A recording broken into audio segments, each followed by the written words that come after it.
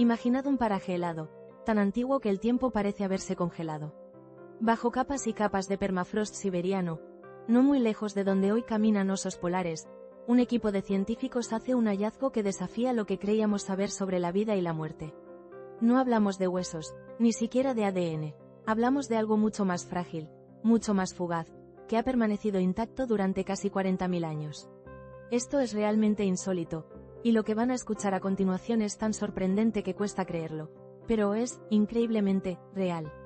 Desde las profundidades gélidas de Siberia, surge una revelación científica que está reescribiendo la historia de la biología y la paleontología. Durante décadas, la ciencia se ha afanado en desentrañar los secretos de criaturas extintas, como los majestuosos mamuts lanudos, a través de sus restos óseos y, más recientemente, de su ADN. Pero ahora, un grupo de investigadores ha logrado lo impensable: obtener y secuenciar ARN de un mamut que vagó por la Tierra durante la última edad de hielo.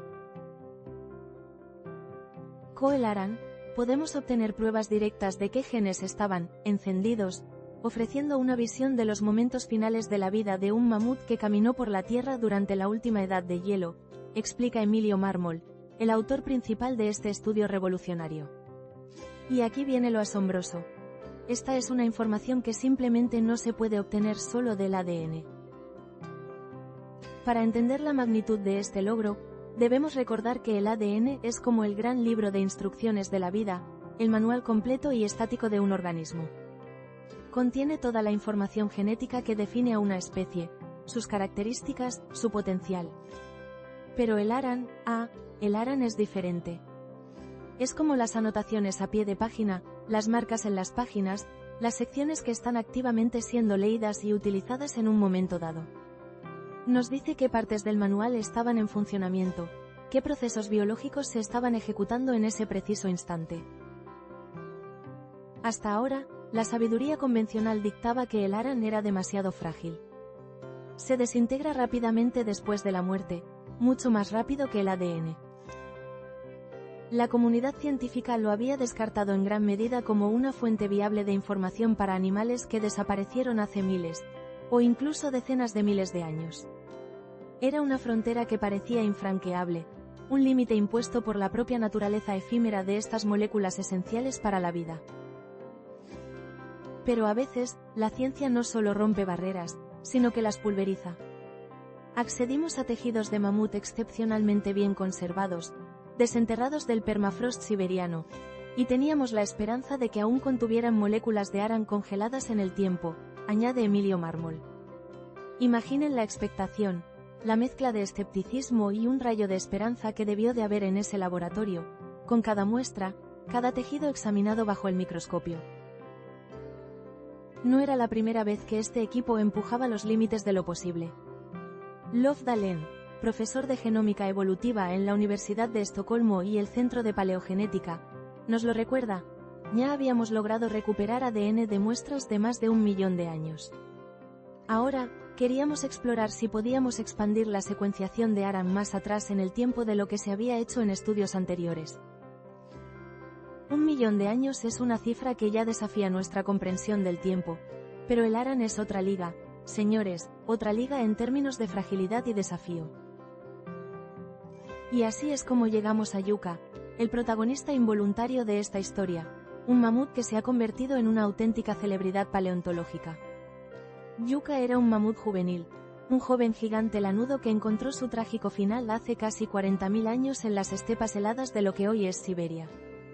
Su cuerpo, extraordinariamente conservado por el frío eterno del permafrost, ha ofrecido a los científicos una ventana sin precedentes a su vida y a sus últimos momentos. Los investigadores identificaron patrones de expresión génica muy claros en el tejido muscular congelado de Yuka. De los más de 20.000 genes que codifican proteínas en el genoma del mamut, solo una parte estaba activa. Las moléculas de ARN que detectaron codificaban proteínas implicadas en la contracción muscular y en las respuestas metabólicas al estrés. Y aquí es donde la historia de Yuka se vuelve aún más conmovedora y, sí, insólita. Encontramos signos de estrés celular, lo que quizás no sea sorprendente, ya que investigaciones anteriores sugerían que Yuka fue atacado por leones cavernarios poco antes de su muerte, relata Emilio Mármol. Imaginen la escena. Un joven mamut, quizás separado de su manada, acechado por depredadores gigantes en un paisaje desolado, luchando por su vida. Esos signos de estrés celular son el eco biológico de su desesperación, de su agonía, de su último aliento. Es como una grabación de sus últimos latidos, sus últimos esfuerzos, capturada a nivel molecular, esperando ser descubierta 40.000 años después. Pero no solo eso. Los científicos también descubrieron numerosas moléculas de ARAN implicadas en la regulación de la actividad génica dentro del músculo del mamut. Esto no es solo una instantánea de los genes activos, sino también de cómo se estaban controlando esos genes. Es como ver el panel de control de una máquina del tiempo biológica, un mecanismo complejo funcionando perfectamente en un ser vivo ancestral. Y el hallazgo se volvió aún más emocionante con los microARN. Los ARAN que no codifican proteínas, como los microARN, estuvieron entre los descubrimientos más apasionantes que obtuvimos, afirma Mark Friedlander, profesor asociado en la Universidad de Estocolmo y SC Life Lab. Estos pequeños ARAN son como directores de orquesta genéticos, regulando cuándo y cómo se expresan otros genes, decidiendo qué partes del manual de instrucciones deben ser leídas y en qué intensidad. Los microARN específicos de músculo que encontramos en los tejidos de mamut son una prueba directa de la regulación génica que ocurría en tiempo real en la antigüedad. Es la primera vez que se logra algo así, añade Friedlander. Esto es crucial, porque no solo confirma que el ARAN está ahí, sino que estaba funcionando, activo, en un organismo vivo hace decenas de miles de años. No son simples fragmentos, son evidencias de vida en acción. Pero esperen, la historia se pone aún más increíble. Estos microARN ayudaron a confirmar que las señales genéticas provenían auténticamente de mamuts. Encontramos mutaciones raras en ciertos microARN que proporcionaron una prueba irrefutable, una smoking gun de su origen mamut. Incluso detectamos genes nuevos basándonos únicamente en pruebas de ARAN, algo nunca antes intentado en restos tan antiguos, señala Bastian From, profesor asociado en el Museo de la Universidad Ártica de Noruega. Genes nuevos.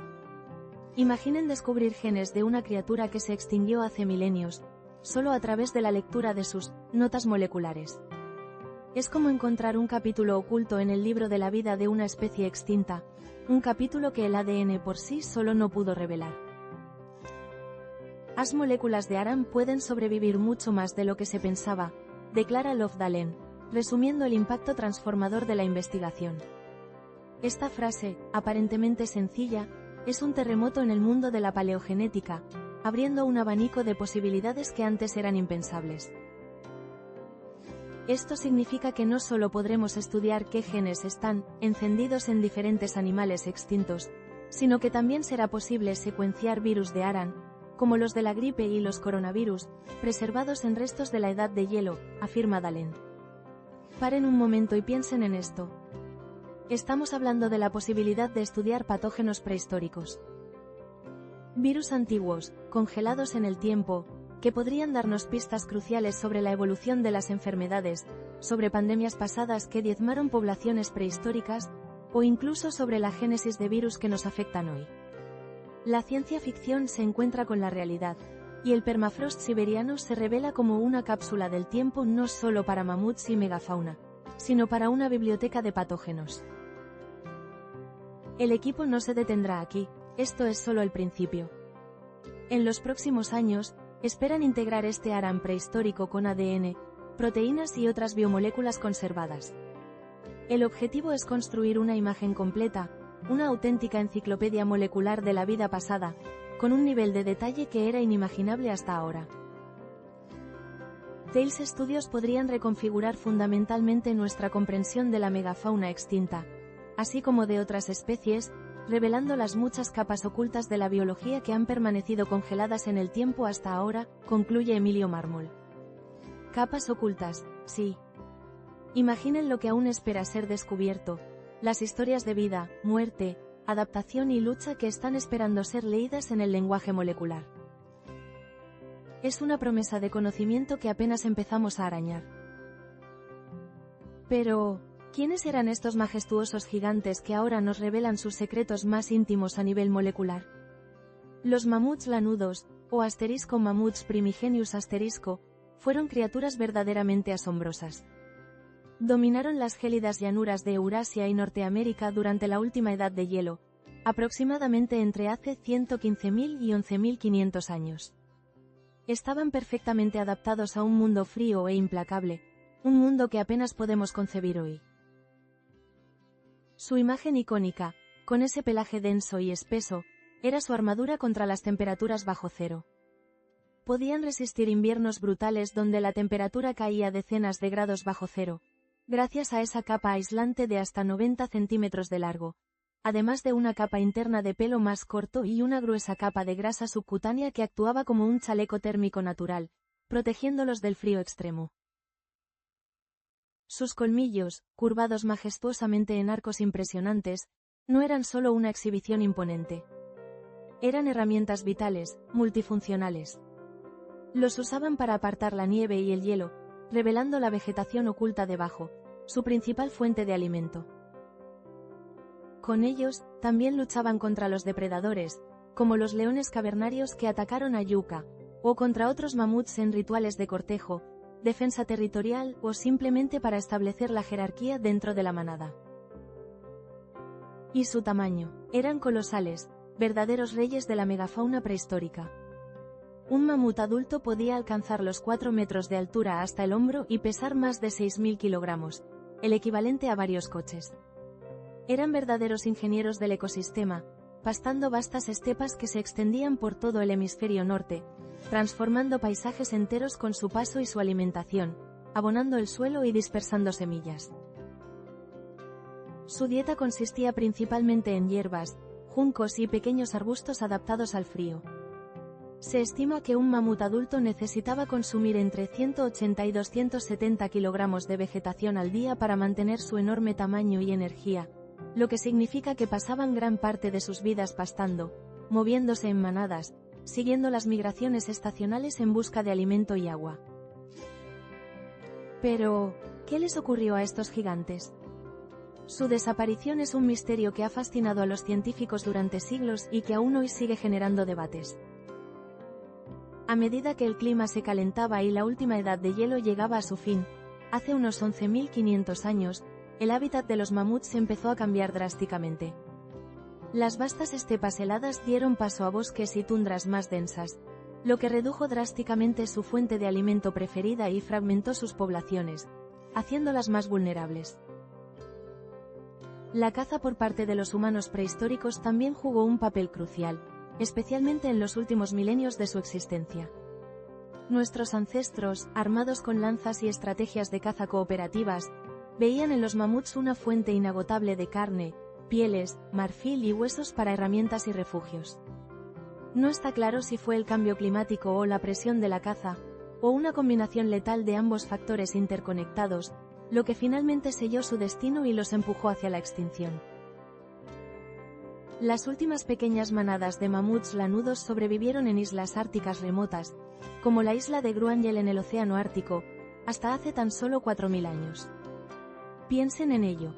Para cuando las pirámides de Egipto ya estaban en pie, y las primeras civilizaciones florecían en Mesopotamia, aún existían mamuts vivos en algún rincón aislado del mundo.